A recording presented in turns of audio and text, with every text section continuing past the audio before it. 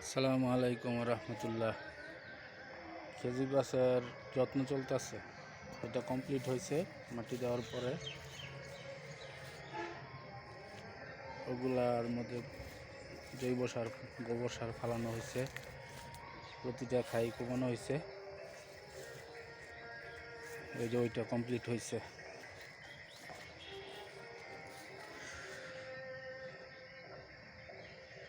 মাটি গোবর মিলাইয়া সুন্দর করা হয়েছে, এইটাও হয়েছে কমপ্লিট।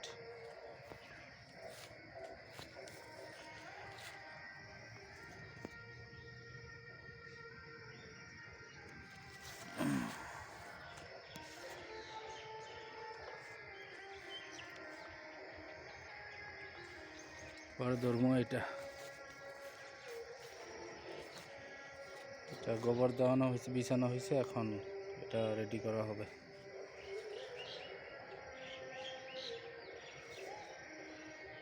এটা রেডি করা হয়েছে।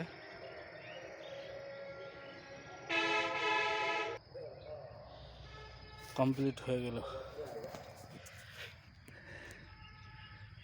ঠিক আছে, গাছের গোড়ার মধ্যে মাটি হয়ে গেল, সুন্দর হয়ে গেল। ঠিক এটার মতন আর অন্যান্য গাছগুলা এগুলোর মতন মাটি কমপ্লিট করা হবে ইনশাল্লাহ।